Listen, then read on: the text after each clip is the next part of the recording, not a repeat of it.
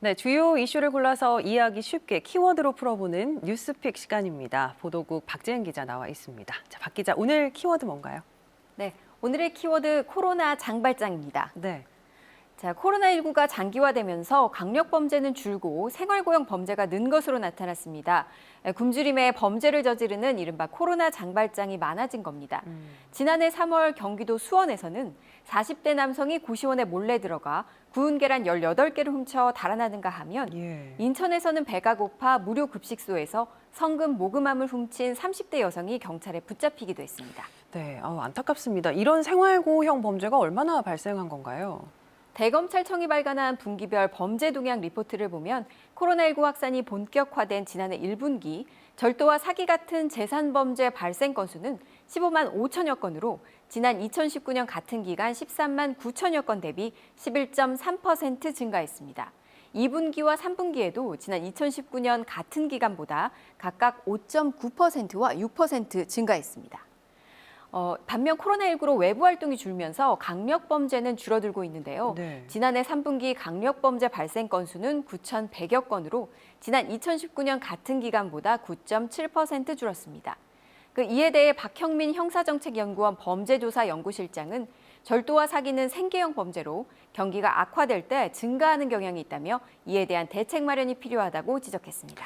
네, 참 씁쓸한 현실입니다. 이런 생활고형 범죄를 줄이려면 서로 좀 세심하게 살펴야 될 것 같은데 좋은 대안 없을까요?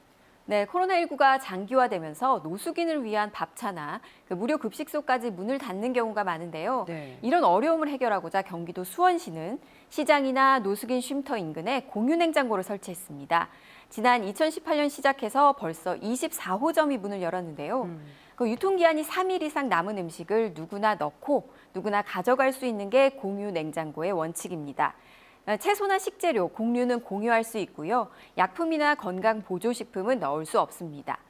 냉장고 관리는 자원봉사자들이 맡고 있고요. 공유 냉장고를 채워 넣는 건 따뜻한 온기를 나누는 이웃들입니다. 네.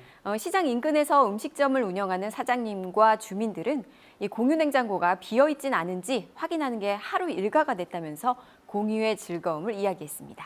많은 분들이 마음을 쓰고 계신 것 같습니다. 대전에서도 이 공유 냉장고가 운영되고 있죠. 네, 그렇습니다. 대전의 한 아파트에서도 운영하고 있는데요. 이 공유 냉장고는 독거노인과 저소득층 주민들에게 좋은 반응을 얻고 있습니다.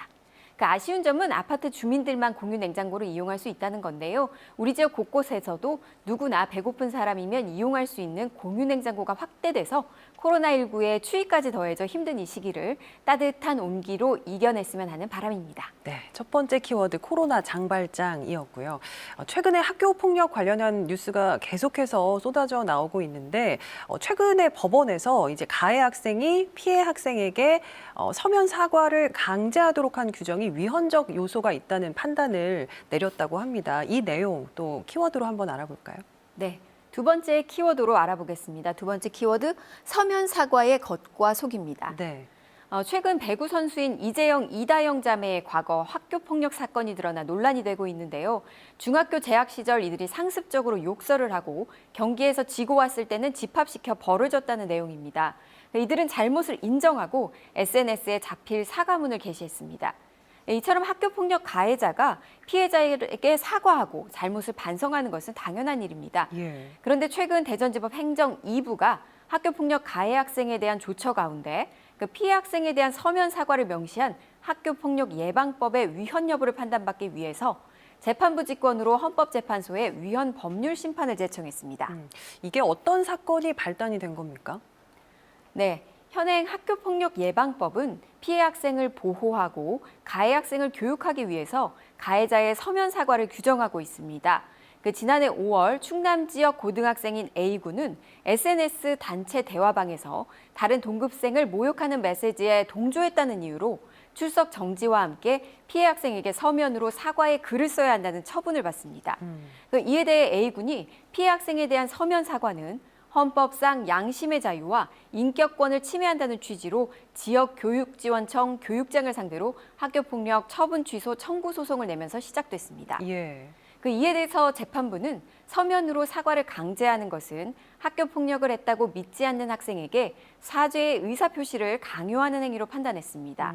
게다가 서면 사과 강제는 겉과 속이 다른 이중인격 형성의 강요로 볼 수 있다며 헌법에서 보장된 인격의 존엄과 가치에 큰 위해가 된다 이렇게 강조했습니다. 특히 학교 폭력을 저지르지 않았다고 생각하거나 사과할 마음이 없는 가해 학생으로서는 서면 사과 내용이 민형사 소송에 불리한 자료를 쓸 위험을 감수해야 한다는 점도 고려 대상이 됐습니다. 법원이 직권으로 신청한 위헌 법률 심판 제청에 대해서 향후 헌법재판소가 어떤 결론을 낼지 주목됩니다. 지금까지 뉴스픽이었습니다.